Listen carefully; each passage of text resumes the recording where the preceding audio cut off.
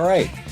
This is a climate change with Matern, but I am filling in for Matern. My name is Harry Berberian, and we have an amazing guest today on a climate change. We have Professor Michael Mann, and he is the director of the Center for Science, Sustainability, and the Media at University of Pennsylvania.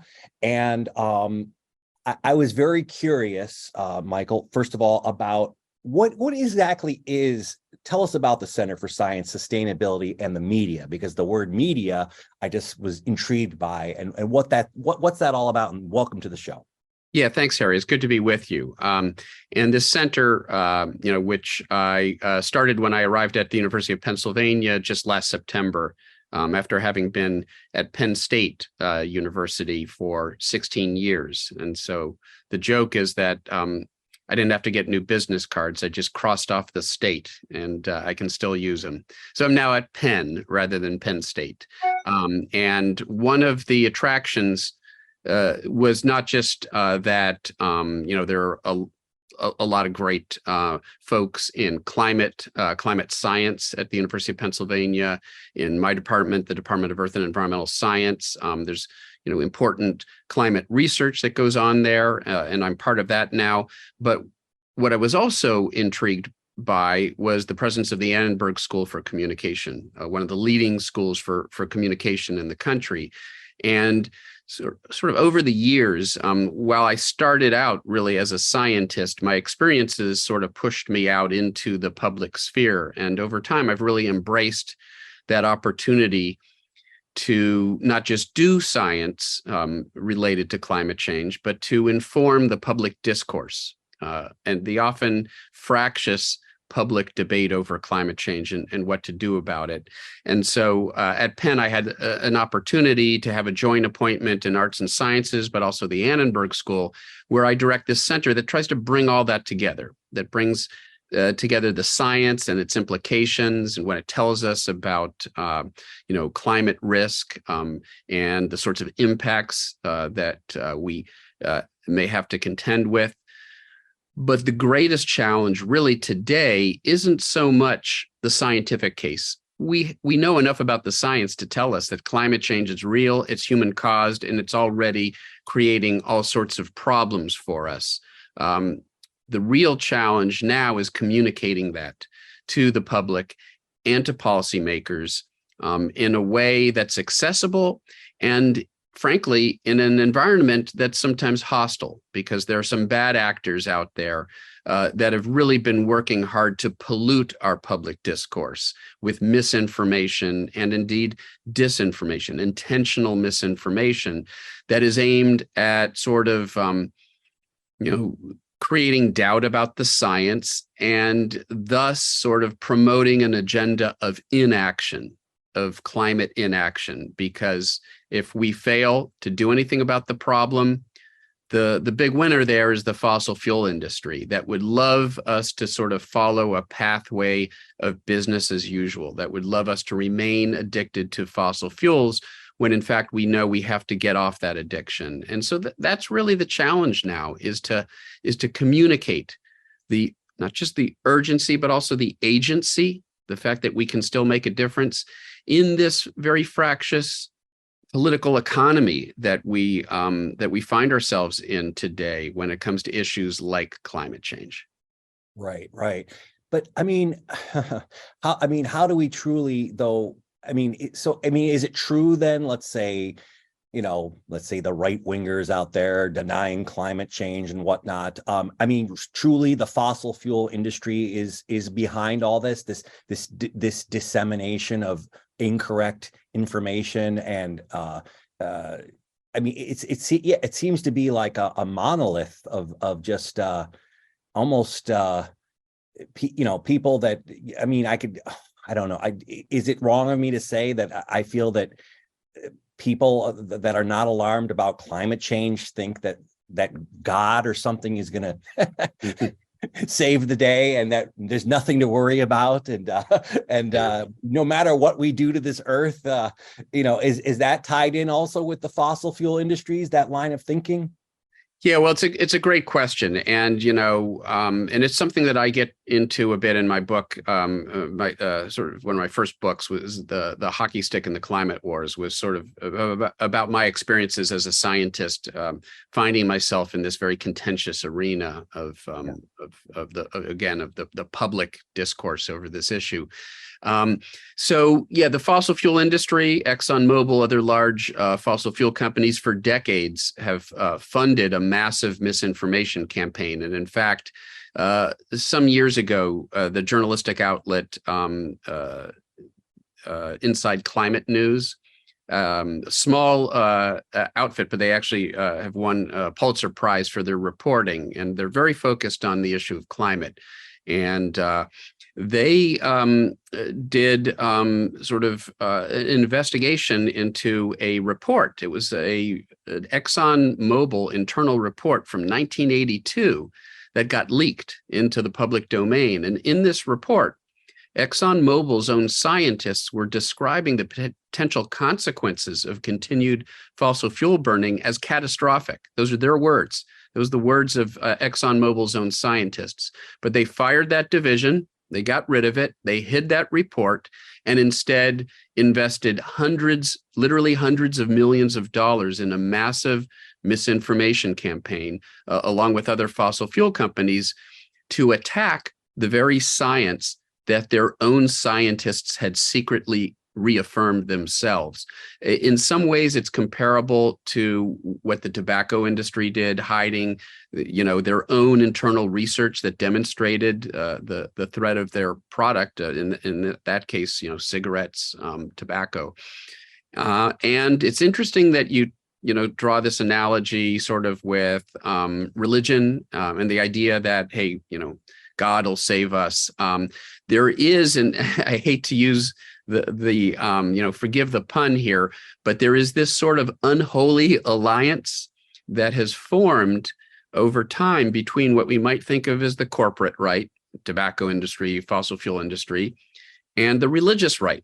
And I've talked a bit about that in some of my writings, and other, scholars have talked about that at length. And it has to do with the fact that there was this political alliance that sort of the corporate right needed to convince hordes of people to support their agenda. Hordes of people whose own interests conflict with the interests potentially of powerful corporations. And that has been one of the great successes, really, on the right side of our political spectrum, has been for one of the two parties to marshal a fairly sizable contingent of people to vote against their own interest. And that's true when it comes to things like climate change.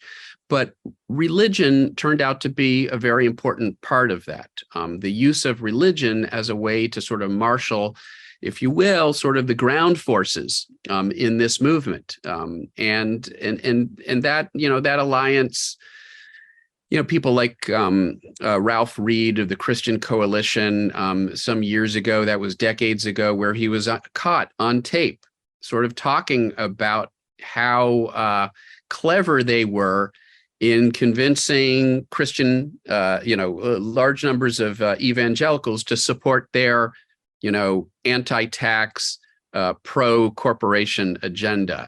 So it's interesting that you say that, that you draw that analogy, because there is this sort of, and you see it on social media, right? You see that there is, when you look at people who sort of brandish themselves as MAGA Republicans, and they're almost always climate change deniers, and you look at their profiles, they'll often say like God, Jesus, guns. This is part of the ideology now. It is, and it's and it has created a real obstacle when it comes to things that are about facts, not opinions, and not about ideology. Climate change is a fact. It doesn't care. It doesn't care about your politics. The impacts of climate change don't care about your politics. The ocean doesn't care whether you're Republican or a Democrat, as it inundates your communities.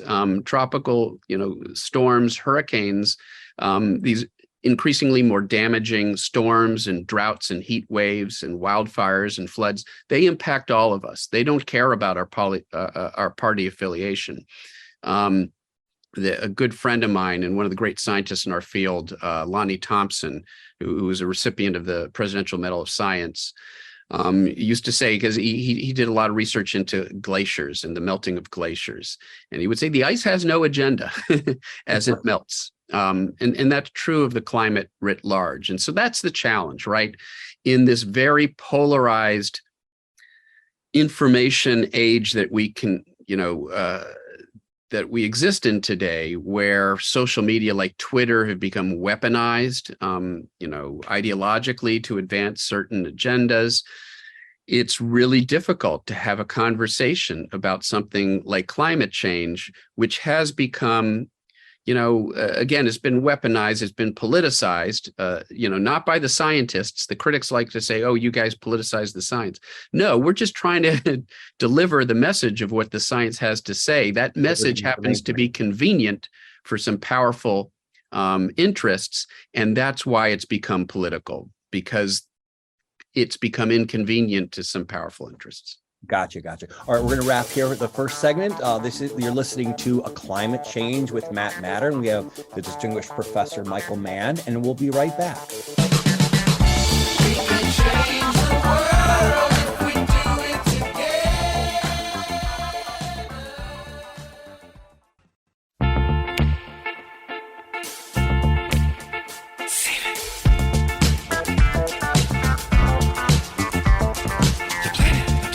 You're listening to A Climate Change with Matern, and we have, again, the distinguished Professor Michael Mann from the University of Pennsylvania. And as we were saying, Michael, we were talking, obviously about like the dissemination campaign from the fossil fuel industry. But I mean, let's say, corporations are truly, throttling our governments out there around the world. And if government is going to be a major agency in combating climate change, what do we do about the fossil fuel industry having such a grip on our political institutions? What do we do about that?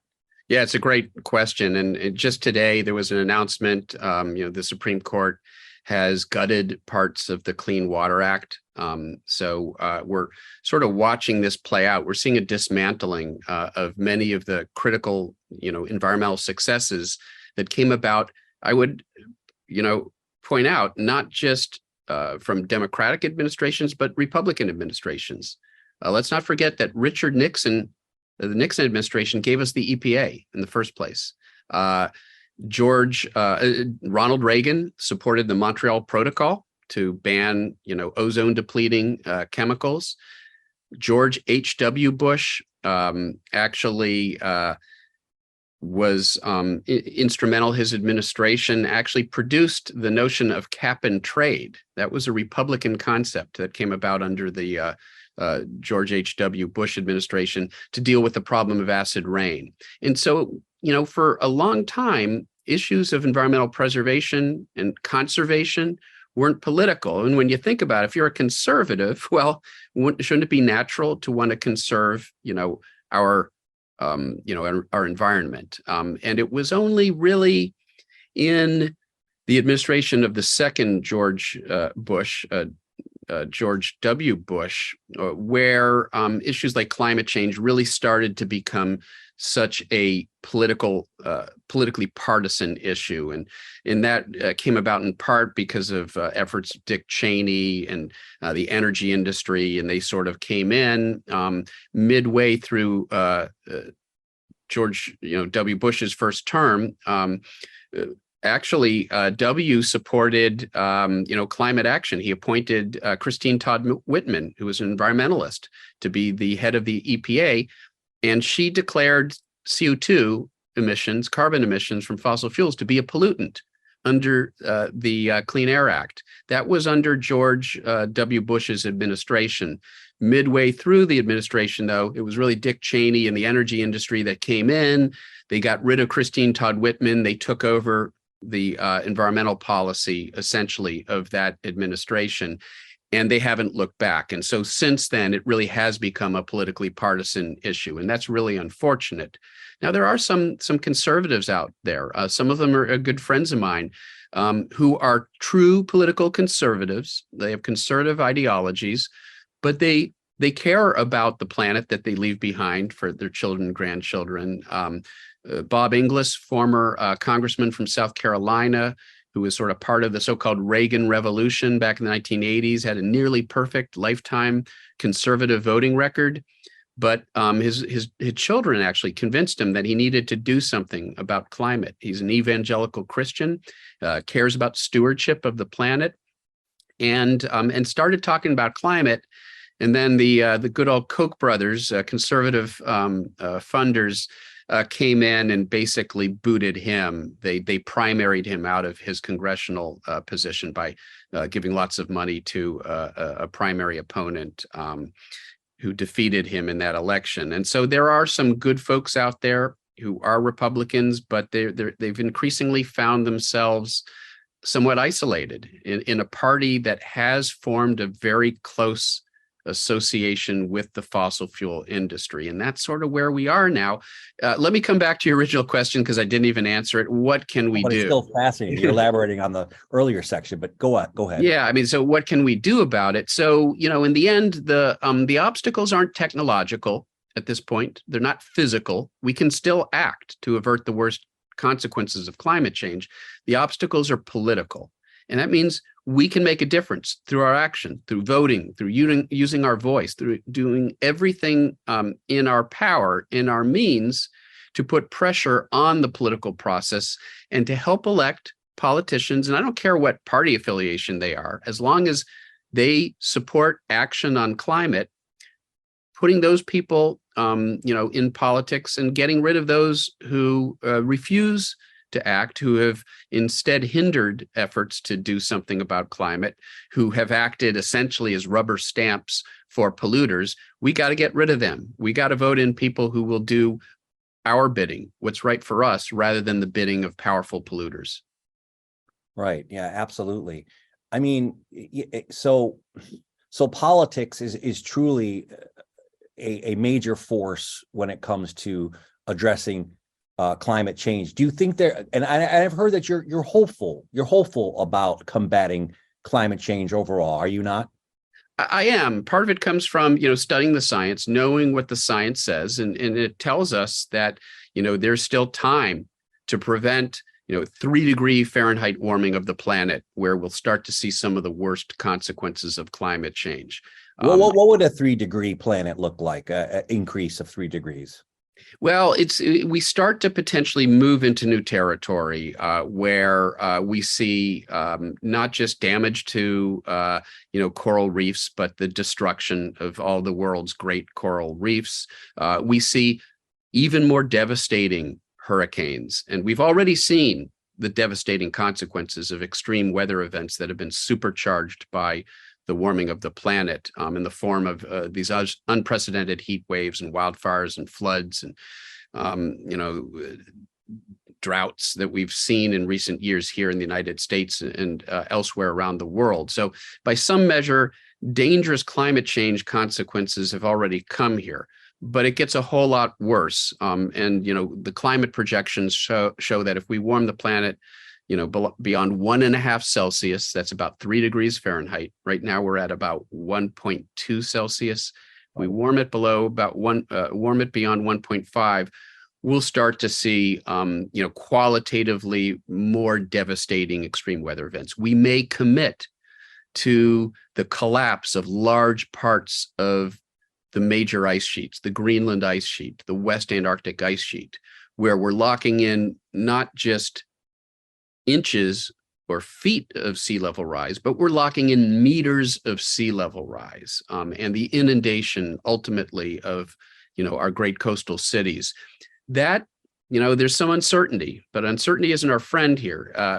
I like to look at it not so much as like a cliff that exists at 1.5 Celsius, 3 degrees Fahrenheit. It's more like we're walking out onto a minefield. And the farther we walk out onto that minefield, the more danger we're likely to encounter. And so the only smart, action at this point is to stop this forward lurch onto this dangerous climate minefield. And that's where the science, to me, is actually somewhat reassuring, because the developments in climate science over the last decade or so have actually led to a pretty substantial revision in our understanding of the relationship between carbon emissions and warming. We used to think that warming would persist for decades, even if we stopped polluting, because of what we call the thermal inertia of the system, the sluggishness of the oceans that continue to warm up even after we stop raising the concentrations of greenhouse gases. And that's true, that's real, but it's offset by another factor, which we weren't really taking into account, is that the oceans in particular are drawing down carbon dioxide from the atmosphere. So if we stop adding carbon dioxide to the atmosphere, the oceans, and to a lesser extent, what we call the terrestrial biosphere, forests and plants on land, they're pulling CO2 out of the atmosphere. So that CO2 level starts to come down, and the warming effect of that CO2 starts to come down. And all of that sort of, in the end, cancels out. The delayed warming that I talked about at the beginning, the thermal inertia, which would cause us continue to warm after we stop polluting, is offset by this CO2 absorption effect. The two things cancel out, and we basically get a flat line. What do I mean by that? If we stopped polluting right now, global surface temperatures would basically stop warming up. They would stay at the level that they are right now. It would happen within a couple years, 2 to 3 years, the planet stops warming up. And so that means that there is a direct and immediate impact of our efforts to reduce carbon emissions. It really speaks to that agency that I was talking about before. So if we just stop where we're at right now, we'll be okay. And the planet stops warming up. The surface of our planet, which is driving these extreme weather events, stops warming up. Now, it's not that simple, because the oceans continue, the deep oceans continue to warm, the ice sheets continue to be sort of eroded as the ice shelves are warmed by the warm ocean beneath it. So sea level rise could actually continue on for some time. There are some impacts that could continue to get worse, but a lot of the impacts, those impacts that are tied directly to how warm the surface of the planet is, those would stop getting worse. So that's a really important finding. And, you know, in reality, of course, it's hard to slam on the brakes. We have this locomotive, right? That is our global economic system. And we're not going to make that transition overnight. There's going to be a certain amount of delay there. So I want to talk to you something about the oceans. We're going to wrap up this particular segment about the ocean's ability to absorb carbon. But you're listening to A Climate Change with Matern. We have Professor Michael Mann, and we'll be right back. We can change the world.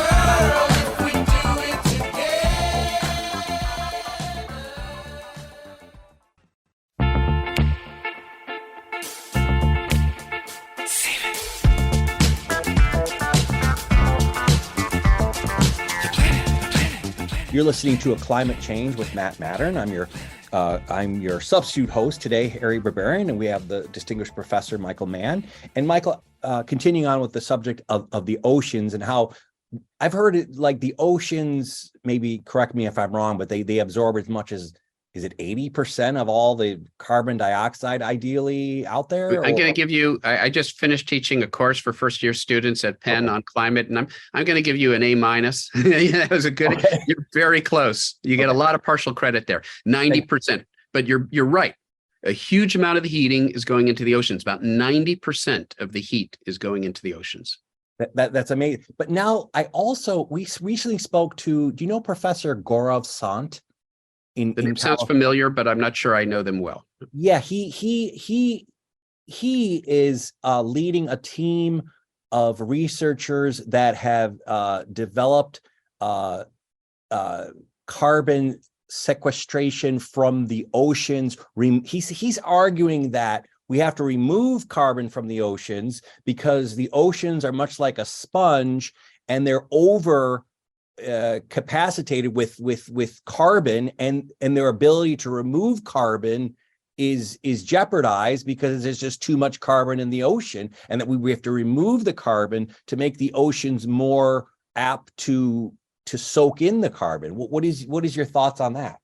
Yeah, I mean, that's right. This is sort of the, climate change's evil twin, if you like, because the carbon pollution we're putting into the atmosphere is not just warming up the planet and creating climate change. It's also literally acidifying the ocean, because some of that atmospheric carbon, as we've already said, some of that CO2 is absorbed by the ocean. When it's dissolved in water, it forms carbonic acid that literally dissolves the calcium carbonate skeletons of shellfish. It dissolves coral reefs. So the ocean is literally getting more acidic. Now, it's still basic. Like it's got a pH that's higher than 7, than water, which is neutral. So it's still basic, but it's becoming less basic. It's becoming more acidic. And already it's become more difficult for these shellfish, for corals, to create these, calcium carbonate skeletons that they obviously need, and that's a real threat to ocean ecosystems. It's a threat to the food chains that support us, because obviously we are very dependent on seafood. 25%, I believe, of the population of the world, their primary source of protein is seafood. And so this is a threat to us as well, but it's a threat to our ecosystems. And so you're absolutely right. The CO2, there's no free lunch. As I said before, some of that CO2 that we're putting into the atmosphere, some of it's going to be absorbed by the oceans, but that's doing damage itself. So the only real way to to prevent all of this from getting worse is to stop the source of the problem, which is our ongoing burning of fossil fuels and the ongoing addition of carbon dioxide into the atmosphere. Again, a little bit of good news. We've got the technology to do it. We just need the political will. And it's a tall order. We've got to cut carbon emissions by 50% within the next decade if we are to keep warming below that sort of danger level that I talked about of 3 degrees Fahrenheit, 1.5 Celsius, but it's still doable. Right. Okay. So let's just say, climate change, what's going on is it's dictated by, let's say, the almighty dollar. So everyone, if these corporations— First you said the almighty, and now you're saying the almighty dollar. Well, you know what I mean? The power of economics is driving, Yep. obviously, climate change and the fossil fuels industry interest in continuing to promote fossil fuels. So do you feel that, in our changing automotive, mechanics of, using like electric or hydrogen or hybrids? I mean, and I see like corporations like Aramco and Exxon and whatever here and there, they're touting, new green energy solutions to— do you feel like there could be a huge new economic incentive to shift away from fossil fuels for these corporations? Because it seems like they're never gonna end their greedy fascination with fossil fuels until there's a true economic incentive to make themselves look good by now embracing green technologies. I mean, do you see that there's an economic incentive for them to, or is that structure truly not in place and it's not?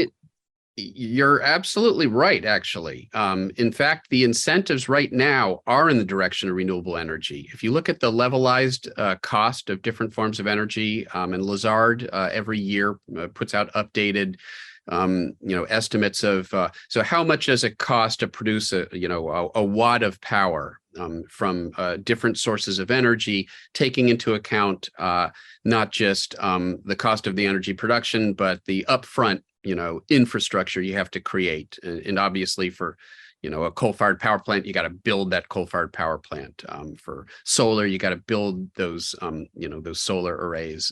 So the levelized cost takes all that upfront money and then the marginal cost of producing a unit of power. And so what's the overall average cost for each source of energy? And renewable energy, wind, solar, geothermal, beats out fossil fuel energy. It beats out nuclear energy. Nuclear is quite expensive on that scale. And the only reason, so you at this point, I can see a puzzled look, and you should be puzzled. Well, if it's cheaper, then why aren't we all just moving in that direction, buying the cheaper energy? Well, the fossil fuel industry, and we talked about, the huge power and influence that they have, and they've used that power and influence to get all sorts of incentives, all sorts of government subsidies that make them artificially cheap. They're only able to outcompete renewable energy because they get all of these cheap leases to sort of drill for oil and natural gas on public lands, all sorts of incentives, direct and indirect, that make them artificially cheaper than they really are. And that's not even taking into account the damage, right? Because when we, burn fossil fuels, we're doing damage to all of us. We're doing damage to our economy. There's a real cost associated with the climate change. And that's not taken into account. That's not even part of the calculation. That's why we need a price on carbon, or, permit, carbon, tradable emissions permits, or carbon pricing, or some way of internalizing the damage that burning of fossil fuels is doing to the planet. Because if we were to do that, then we would immediately transition.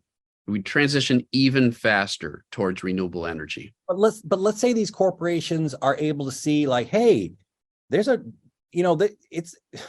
we're tired of the backlash against our industry. We're going to switch to hydrogen. We're going to switch to we're going to, even though there's ecological damage when it comes to mining for lithium batteries and whatnot, to our oceans, and to nodules and all that, and mines across the world.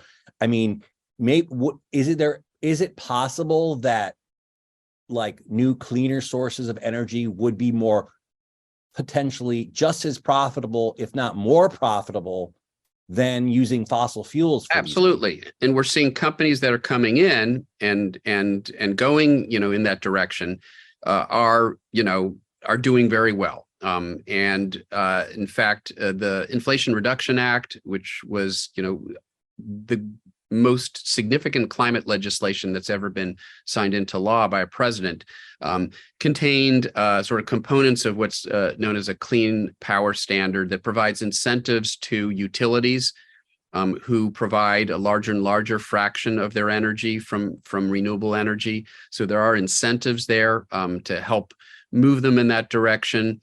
But here's the problem. Those new companies that are coming in, there are incentives for them, and they're profitable, and they also create a whole lot more jobs because the fossil fuel industry has largely become automated. So there just aren't that many jobs in coal, natural gas. There are a lot more potential jobs in renewable energy, building new renewable energy infrastructure, smart grid technology, storage.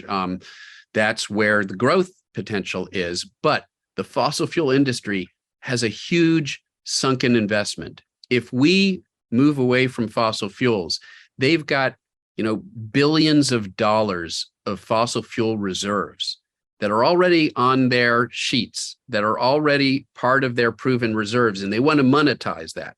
And they don't want anything to come in the way of them monetizing all of those fossil fuels, lest they become sunken, what are known as sunken assets. Got it. So they already have a vested interest, invested over years of exactly. And reserves, and huge amounts of reserves of fossil fuels that they want to drill, that they want to recover and sell. And we have to make sure that those become stranded assets. Got it. Well, how do we, we're going to be wrapping up this segment, but very quickly, how do we ensure that they become stranded assets? Market forces, if we guide them in the right direction, will make it too expensive. It'll be too expensive to drill that, increasingly difficult to get to oil or coal, especially when you've got renewable energy companies coming in and providing cheaper energy from clean sources. So somehow if our governments can make it more expensive for these fossil fuel companies to operate successfully, then maybe there can be a true change. All right, we're wrapping up this one segment here. We're listening to A Climate Change with Matern. I'm guest hosting Harry Berberian. We've got wonderful Professor Michael Mann, and we'll be right back. We can change the world if we do it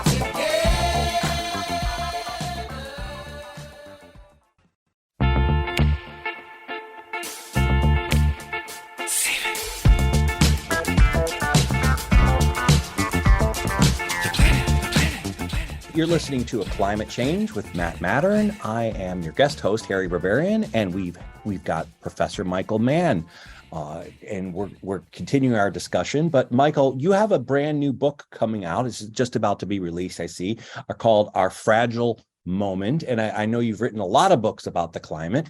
And what is different about our fragile moment, and differing from all the other books about climate change out there? And tell us about Our Fragile Moment. Yeah, thanks. So, my last book was The New Climate War, and it was really about the sort of the politics of climate and climate action, and the obstacles that we face today as we move away from denial, because it's not tenable. It isn't credible anymore. You still have some people out there, and Twitter, there's amplification of climate deniers. So you would think that there are a lot of them out there because of how amplified they are on certain social media like Twitter with their new algorithm. But the reality is there aren't a lot of climate deniers out there because we are all seeing the impacts of climate change playing out in real time. That doesn't mean the battle's over.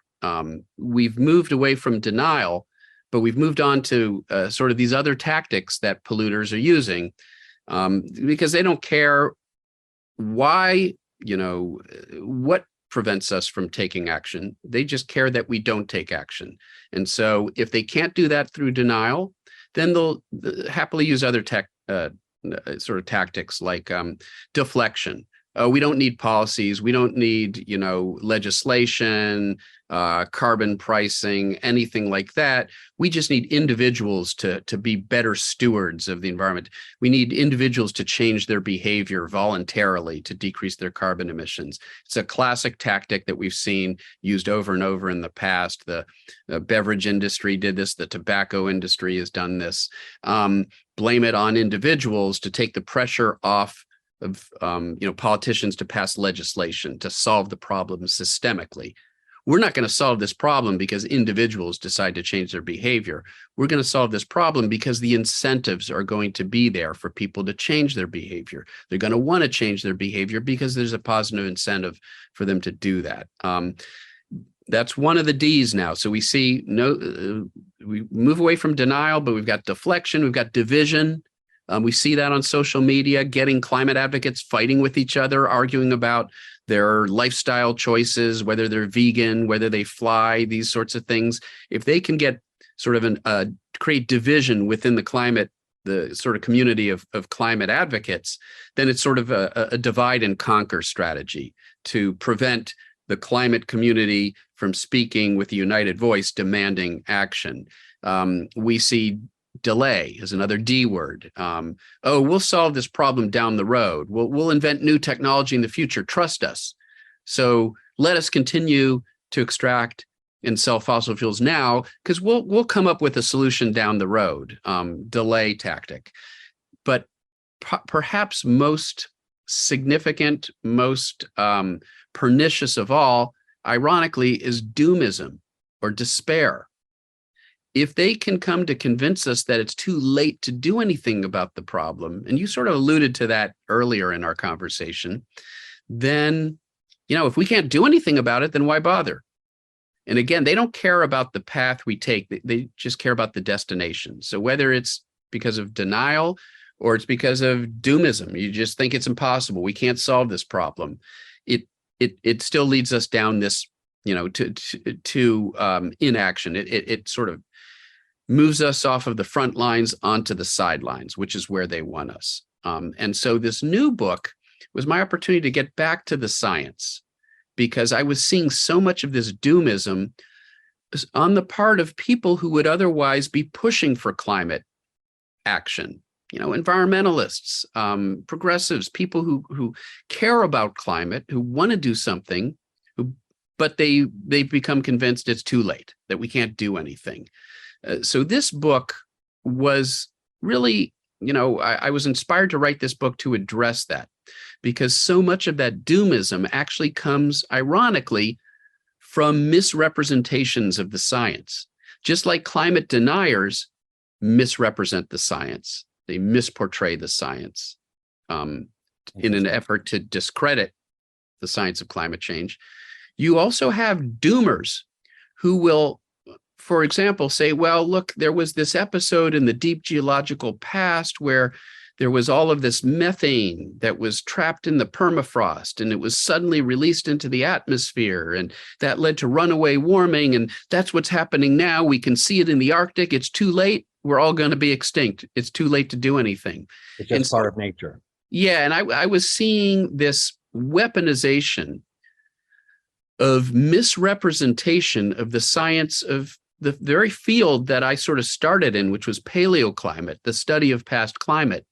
I was seeing that science misrepresented, not to promote an agenda of denial, but to promote an agenda of doomism, which is just as problematic. And so here, what I've done is I've sort of returned to my roots.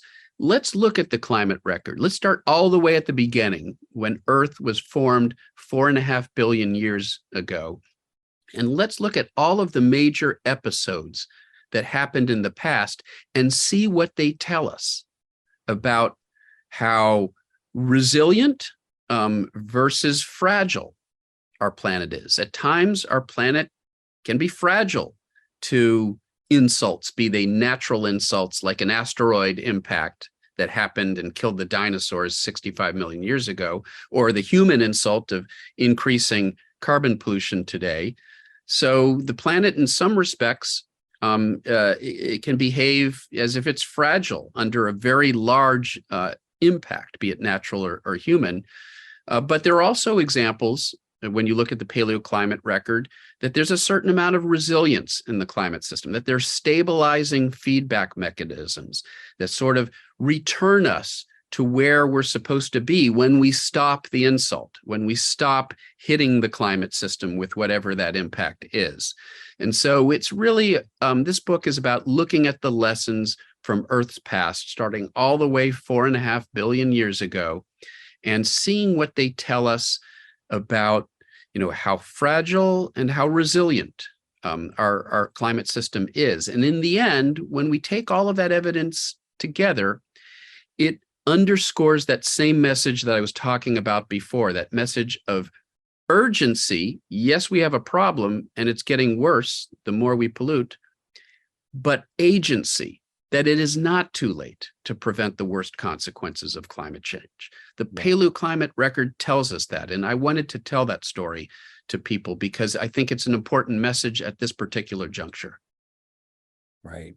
Interesting. I just think of, denial and the doomism, like you talked about. We'll end up like the dinosaurs with this denial and doom and gloom philosophy.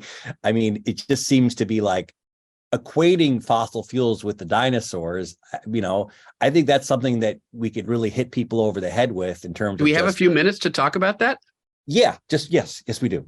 I'm glad you asked about that, because this was one of the things I had fun talking about. And I don't know, I get the sense that maybe you're the same basic generation that I am.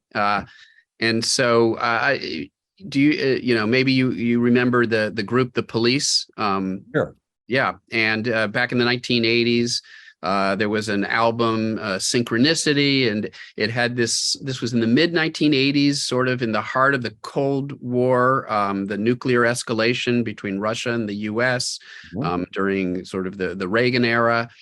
And it was also shortly after the discovery of the KT collision. It was 1980. Alvarez and Alvarez of Berkeley actually demonstrated that basically the dinosaurs had been killed off by the effects of this asteroid collision with Earth that generated a huge global dust storm that actually cooled off the planet and basically killed off every organism larger than a dog, with a few exceptions.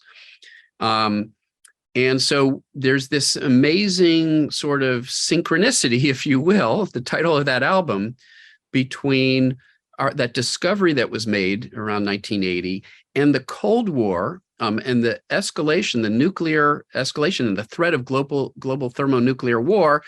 And here we had Carl Sagan, a great hero of mine. I talk about him quite a bit in the book, who was one of the first sort of great popularizers of science. I sort of grew up watching Carl Sagan, the PBS series Cosmos, is part of what got me excited in science as I was a young child. And Sagan was talking about the threat of nuclear winter, that a global thermonuclear war would basically do what happened to the dinosaurs. And interestingly, a year before Sagan started to popularize that, so the public was really not aware of that connection, but the police were writing the songs for their next album, Synchronicity. And one of those songs, Walking in Your Footsteps, if you listen to the lyrics, hey, mighty brontosaurus, don't you have a lesson for us?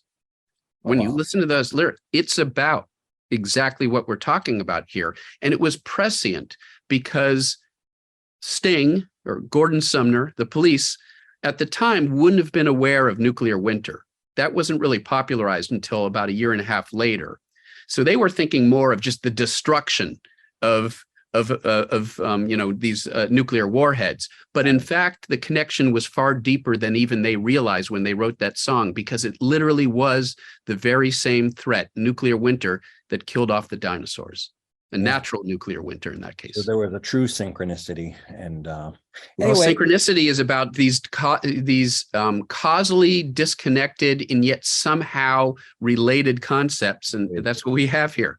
Amazing. So let's not end up like the dinosaurs and continue with our fossil fuel ways. And please, when is Our Fragile Moment coming out? It's coming out soon. It's coming out this September.